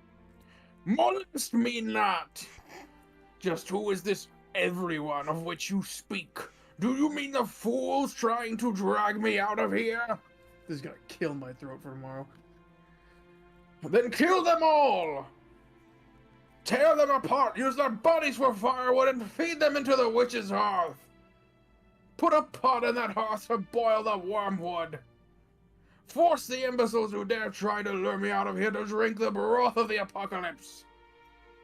I will soak their dregs in liquor! Ah, where is Genji? Call for Genji! Have my demonic absinthe prepared! The whispering of the green fairy reaches me no longer! Man is crazy. Ah, where is Genji? Bring him here! Oh my gosh. On the other side of the door, Kraus, Nanjo, and Genji were kept waiting for the master of the house, who stubbornly refused to come out. Looks like he hates me to the core. My voice doesn't reach him anymore. Kraus shrugged as though saying it's no use and smiled bitterly. From the beginning, he hadn't really expected his father to respond to his calls. However, since it was the duty of the eldest son, he had tried as a formality. Kinzo-san, your sons, daughters, and grandchildren have come to see you, have they not? Could you just let them see your face, if only for a short while? Shut up! Be silent! You dare to admonish me, Nanjo? I never told anyone to get you. I told them to get Genji. Now call for him immediately. Time is short, and the apostles are already readying their trumpets, so why can't you foolish sheep understand? Kinzo slammed an old, heavy book against the table over and over. What? That racket clearly expressed his great displeasure. Kinzo put his spectacles down and flew up from his chair.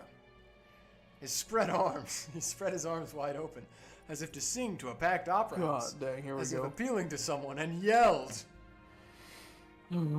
Why? Why is there always something in my way?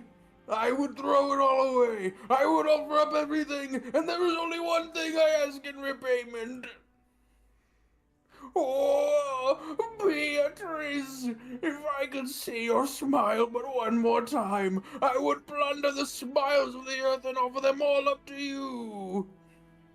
Oh, commanders of the legions of locusts, reap the smiles of the earth.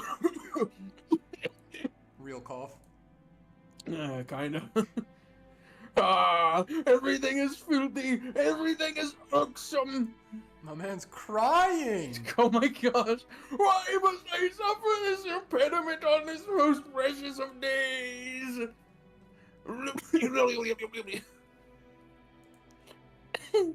Call for Genji!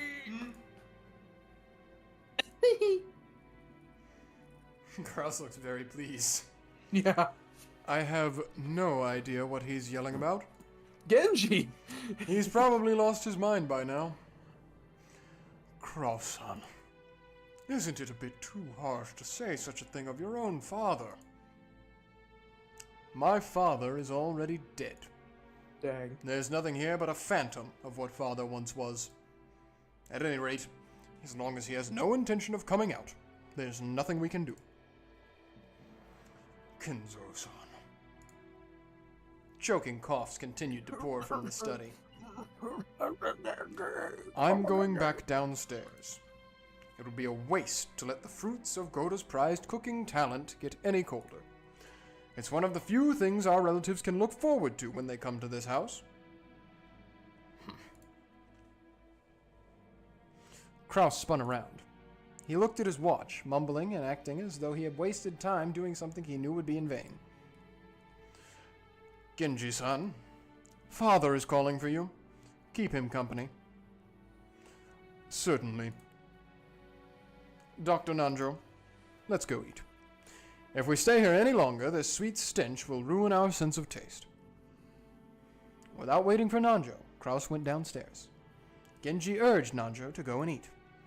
Nanjo glanced between the study door and Kraus's back as the latter disappeared down the stairs, then let out a deep sigh. Sorry, Genji-san. But please, allow me to leave this in your hands. Yes, please leave it to me. Do what you can to avoid giving him alcohol.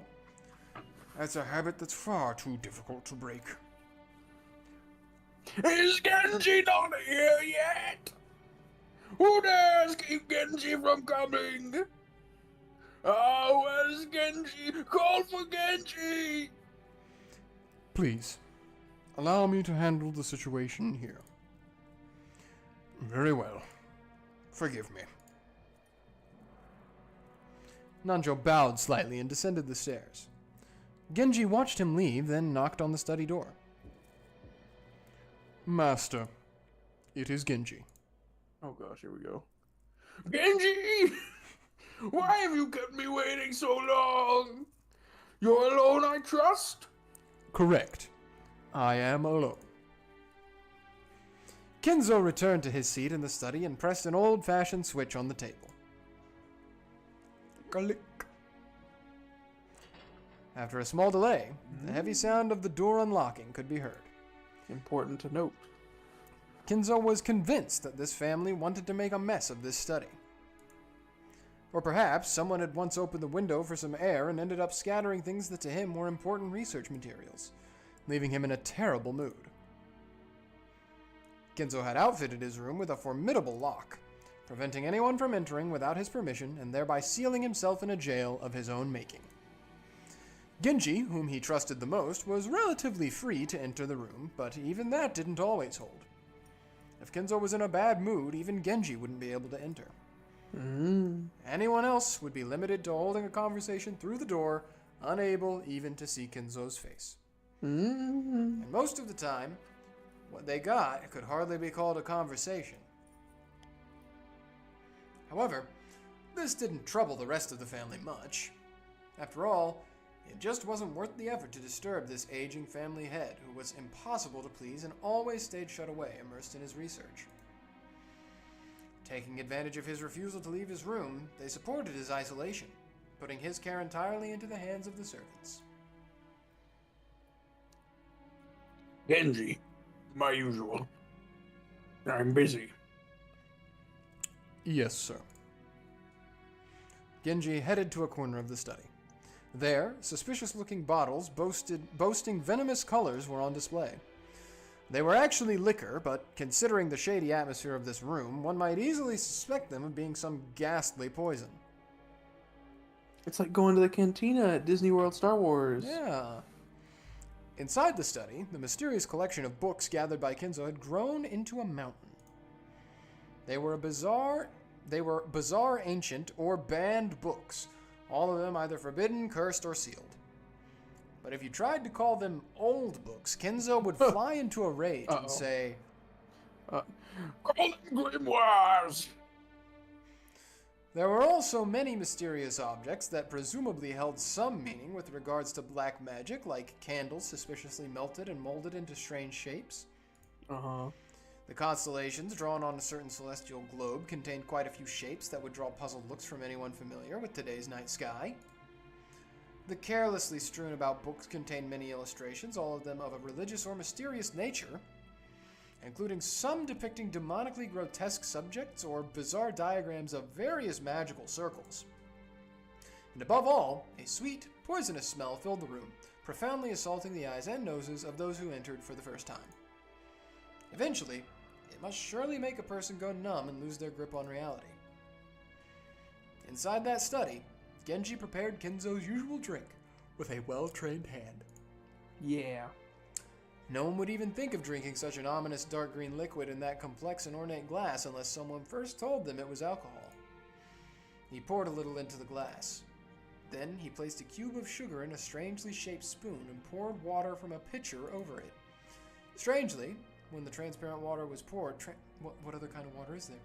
The dark green liquid turned a cloudy white. What in the It was a strange optical illusion, as though the water had caused a chemical reaction and made the drink become even more unrecognizable as liquor. Then, Genji added original flavors Kinzo loved, fine-tuning its taste. How do you do that? There was no recipe. Its success was measured only by Kinzo's mood swings when he drank it, and it had taken Genji many decades to learn how to do it right. Genji placed the glass on a tray and walked over to Kinzo. By this time, Kinzo was gazing out the window. Here, master. Thank you. Kinzo had regained his composure and was now unrecognizable as the shouting, screaming, yelling man from a few moments ago. Looking at this man from behind as he tilted his glass and gazed down at the scenery beyond the window, he projected a sense of dignity and intelligence. To allow Kinzo to set his glass down at any time, Genji motionlessly waited behind Kinzo and to his left, as though he were a living sideboard. Sideboard. Then, without averting his eyes from the window, Kinzo held out his glass. There was only a mouthful remaining. It was not a gesture intended to set it upon the tray, but a motion to hand the glass over to Genji. Drink, my friend. Your words are too kind for me. No need for ceremony between us. Drink, my friend. Thank you. Genji respectfully received the glass and inclined it a little to taste its contents. After that, he gulped it down. I attempted to imitate your concoction, but no matter how I try, I cannot replicate the taste. The way you make it is pure relish. That's because I use relish. Ah, I should have known. No. Thank you very much. It is the fruit of your guidance, Master. Kenzo smiled at his loyal subject, who refused to put aside rank even when asked to. However, he was not making fun of him. His smile was relaxed, as though chuckling at a close friend's old, unshakable habit. We have grown old together. I stopped counting the years long ago. It is entirely thanks to you, Master, that I have been able to live like this until today. Kenzo gave a faint smile, as if to say he didn't need any flattery. Until now, you have served me exceedingly well. My sons call me eccentric. The servants that were once many have all quit in fear of me. Only you serve me, even now. Your words are more than I deserve. My life will not last much longer. My sons are vultures, lazily waiting for my inheritance to fall into their hands.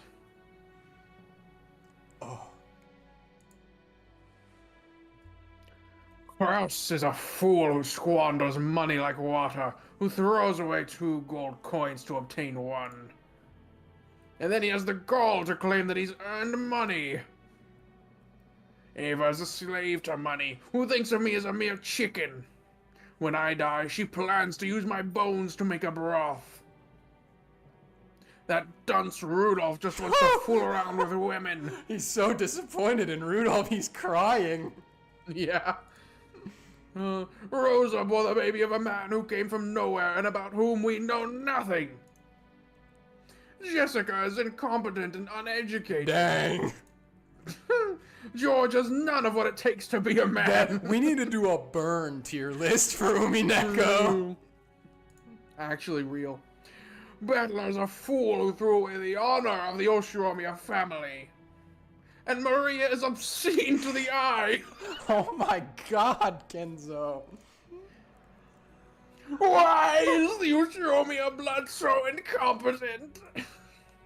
Is there no one worthy to inherit the glory I built? Ah, of course, I know. This is part of Beatrice's curse, I know it. You golden witch, are you trying to take revenge against me in this way? If you want to hate me, then do so. If you want to run away, then run. I won't let you go. I won't let you go. Won't let you go. Won't let you go. You belong to me. I see where Battler gets it from. You must always be in my arms.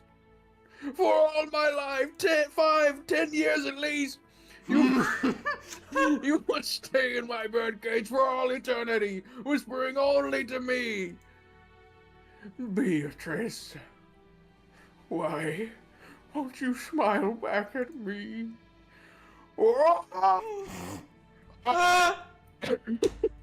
You peeked so hard. I peeked all right. Oh my goodness, Kenzo. Oh, Beatrice!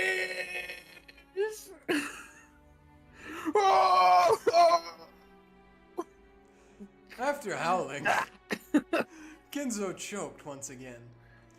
Genji set the tray and glass down and rubbed his master's back. Genji's facial expression did not change. You and me in the old folks' home at 70. Yeah.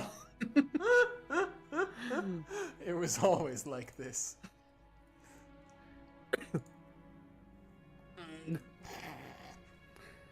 Thank you, my friend.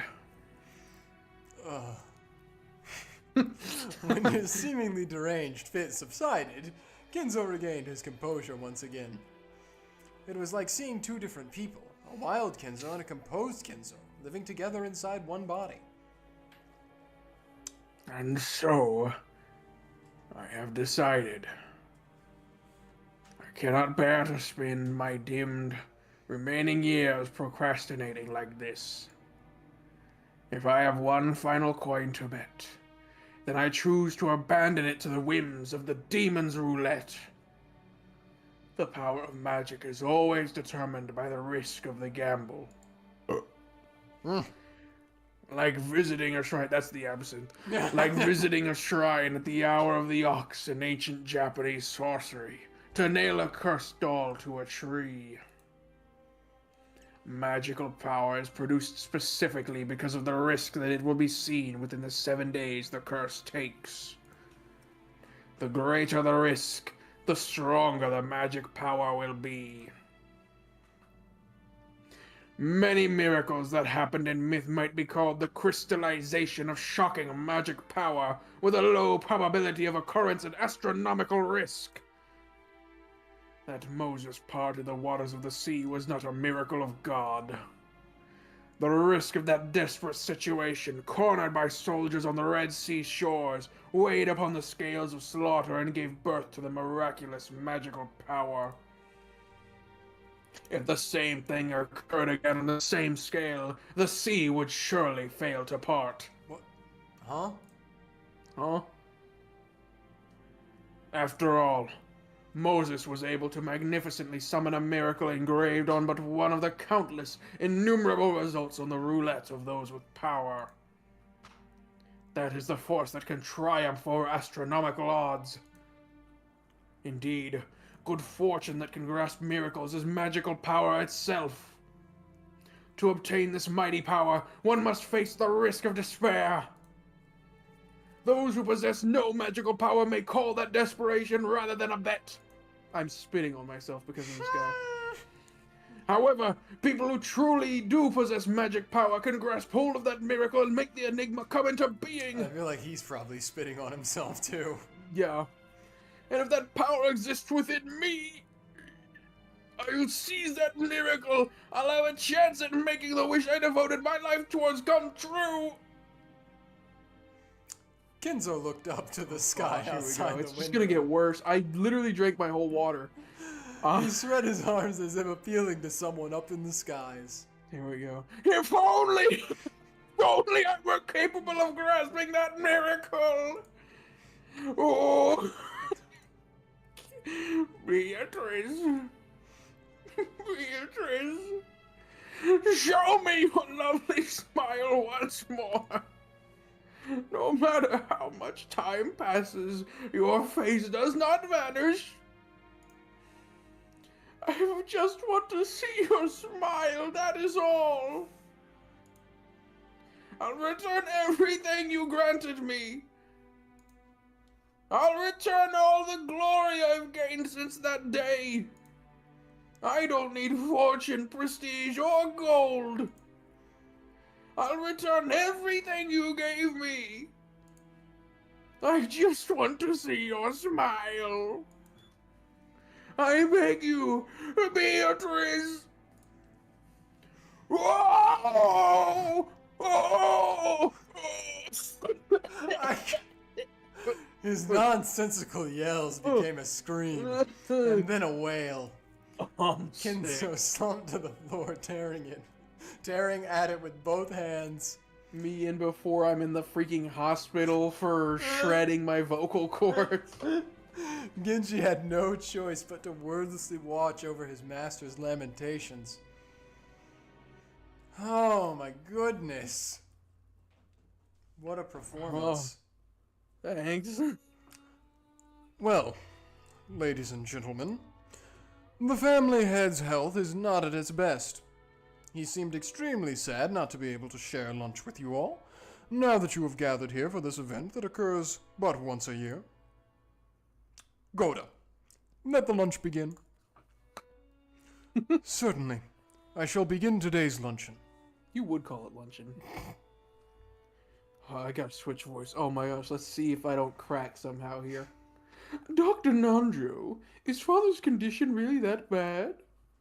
Couldn't he have at least let us see his face?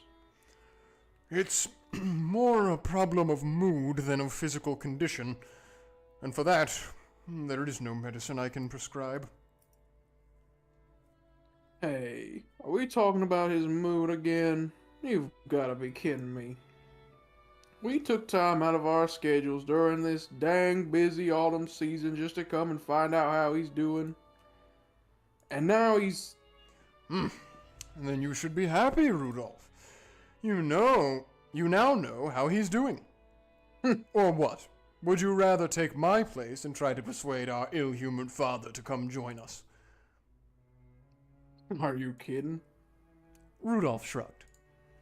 Apparently, though Rudolph was willing to be indignant at how self-centered his father was, he wasn't particularly disappointed to be spared a face-to-face meeting. Me. Does it seem like his mood will improve before dinner? Kraus-Nissan? I have no idea. If you want to know that, you should ask him directly. Although I think his mood will improve faster if we don't bother him. Genji-san's the only one who can get grandfather out of a funk. It's pretty pathetic, though, making the servants deal with your own parents' bad mood. Jessica? Third time she's dissed him. Don't speak out of turn. She'd planned for her complaint to be heard only by her cousins, but it had reached even Krause's ears. Scolded, Jessica scowled and turned away. Maybe if you quit saying stuff, you wouldn't have to sulk. Anyway. If he's as cranky as they make him sound, he can't be that terribly sick, right? I mean, they're saying he's in a bad mood, now that he's got no energy, which at least proves he's got his wits about him. You haven't seen him. It's because grandfather has especially strong willpower. However, that doesn't necessarily mean his body will be able to keep up. Since last year, they keep saying that he has 3 months left. If the initial diagnosis was correct, grandfather's been prolonging his life by willpower alone. It's right for us to worry about him. Lunch started with the family head's seat still empty. The man who should be sitting there had already grown old, and the brilliant glory which had rebuilt the Ushiromiya family in the span of a single lifetime was being forgotten. Even though they were beginning the meal with that seat still empty, no one felt it was that odd anymore. Yeah, okay, yeah, me too. I don't know, what are you thinking? Is this a good stopping, or do you want to push to the next chapter? How is your throat feeling? Sick. I'm more concerned with you right now after the whole Kenzo rant. Oh my gosh. Ooh, okay, we can end here. It has been about 2 hours, so we can end here. True. And give your voice a break. Okay. Oh. All right. Let's wait. Before we get out of here, let's take a look at the tips and everything. Yeah. Yep. The tips and the family tree and all that. Tips. No tips. Nothing. Characters, however, we've got all the servants and Kenzo. Oh wait, Kenzo was not Kraus though. Yeah, no Kraus for some reason. I guess because they haven't. Battler hasn't done his introduced little him. thing, yeah. So let's go through the servants. Servant Genji, the leader of the servants who work for the Ushiromiya family. He has served Kenzo longer than any other and is the person most trusted by that old man. Since he serves Kenzo directly, Krause and Natsuhi think of him as being a spy for Kenzo. Servant Shannon. Oh, there! That's She where does she have a wears tattoo. Dang. Unless that's a, peach-colored stocking Or that something. she's wearing. But also, I mean, she really be out here wearing the cut. Yeah, maid she dress? got a skirt hole. Those Ushiromiyas, they got weird style. Anyways, Servant Shannon, a young but experienced servant She's normally calm and performs her job efficiently, but she messes up when she gets nervous. Furthermore, Shannon is nothing more than a pseudonym that she uses when on duty, not her real name. Servant Cannon, a young servant. He performs his duties silently and diligently, but is not so highly regarded as a servant due to his unsociable nature. There are multiple other servants with the on character in their pseudonyms. He and Shannon just happened to be the ones that were on duty that day. That day. Yeah, good to know. On that day when humanity was served a great reminder of the feeling of being trapped in a cage. Servant You Gordo, don't have an eagle, stupid head. a servant hired as a cook. He hasn't served the family long, but through his earlier jobs and previous experience, he has cultivated a talent for entertaining guests. Because of this, he is very highly regarded as a servant. Interesting, these all correlate to being highly regarded as a servant, but anyway. Yeah, except for Kumasawa. Huh. Servant Kumasawa. This elderly woman is a part-timer who, though she has quit her job several times along the way, has served the family for a great many years in total. She is crafty and more than competent when it comes to performing her duties, but because of her chattiness and love of rumors, she is not highly regarded as a servant. See, look, it's strange. It's like they're binary. They are or aren't. That's their whole thing. Yep. And then, have we read Kenzo? Was he in here? I don't know if we did, but man, he's got 3 eagles Look that we at can him. see at He's least. styling so hard with that I suit. want his drip. Steal his look. $5 for everything except for the underwear. $5. The underwear is just one giant winged eagle. Yeah, true. The wing is anyway. Yeah, it's covering, yeah. The aged head of the Ushiromiya family. Even though it has already been announced that he has a few months to live, he is brimming with energy. Though he has amassed a vast fortune in the past, he never made any announcements regarding the inheritance, which worries his children. He is strongly influenced by the West and is a rabid fan of the occult. His study is packed with mysterious grimoires. Dude is shouting. He is not highly regarded as a servant. I want to know what Kenzo was like in his prime when he wasn't crazy. I want to know, was he like a intolerable Westaboo, or was he just like a guy? Was he just normal-ish? We may find out later in the series. Who knows? But we did also get Natsuhi in this as well. Truing. Whoa. She is beauty, she is grace. You never really see her like waist down. Yeah. Ushiromiya Natsuhi, Krause's wife. She manages the household of the Ushiromiya head family in place of her husband, who takes little interest in such matters. She was in charge of all preparations and arrangements for this family conference. She possesses a strong sense of responsibility and a great deal of pride. However, neither her husband nor his siblings understand her very well, so her position is far from enviable. Best adult in terms of determination. Anyways. And hair. And hair. She does have the most style and hair out of all the ladies. Mm-hmm. All the ladies? I mean, out of everyone. Yeah, true. True. She got that updo, man. I don't know. Have you seen Battler with his little front hair dye? Front lip there? What do you even call that? Where it's like... I don't know, like man. That's a creased. mistake. Bad day at the barber shop. That's what I call that. Creased like that somehow. How do they fold it like it's paper like that? An insane amount of hair gel to the point where it becomes crusty. He learned it from his dad. Bad hair, middle part, short hair, updo, lame hair. But you can see in Jessica, you can see like the beginnings of that. Kind of. Is it like a Pokemon evolution? Huh? What is the... Whoa, what is Nazi evolve into? Level 99 Kraus. No, then that means it's a Digimon evolution. True. Oh, okay. Let's save. All right. Page 2. Save over it. I don't think that there's much of a need for multiple saves. There's not really, no, not unless there's like a moment you want to go back to for any reason. But like, there's not. There is a single choice in the entire game, and it's at the very end. So. All right. Well, there you go. All right, Very ladies and end gentlemen. As in episode 8 at the end of the Answers arc. Yeah. Okay.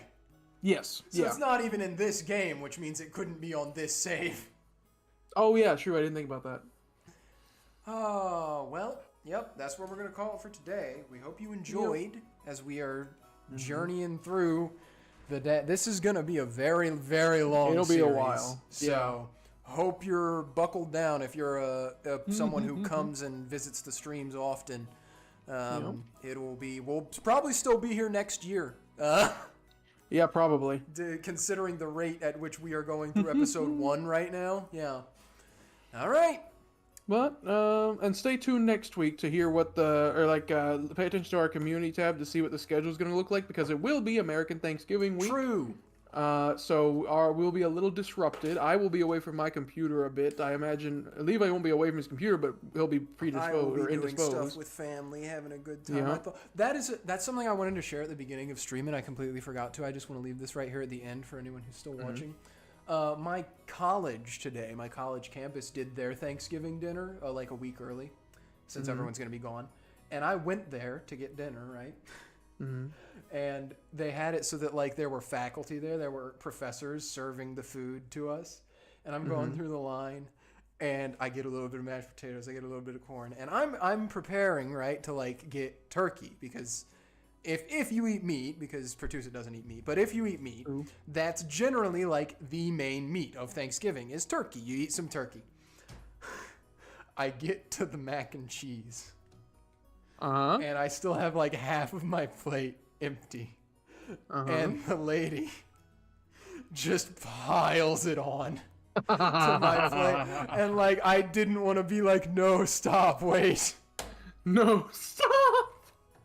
So That would have been a freaking green text. she got it on there, and I looked down at my plate, and I was like, there is no way I am eating all of this plus turkey.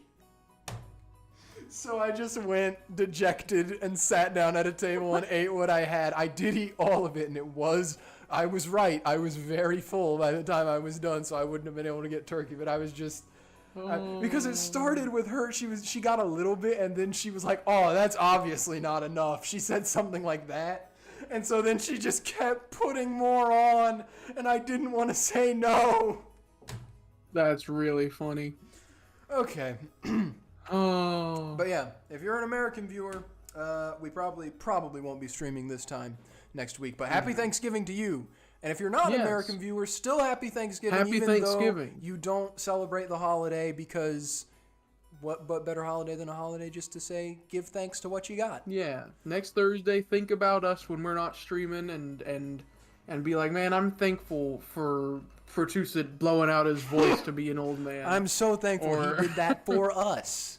Yeah, or if you're like, man, I'm so thankful those guys aren't streaming this week, so I have to put up with them. Whatever you do, be thankful. I'm so thankful I don't have to hear Levi do the Maria voice this week. Or talk about wanting to fondle every girl he sees ever as Battler. True. Okay. Well, enough stalling. Bye-bye.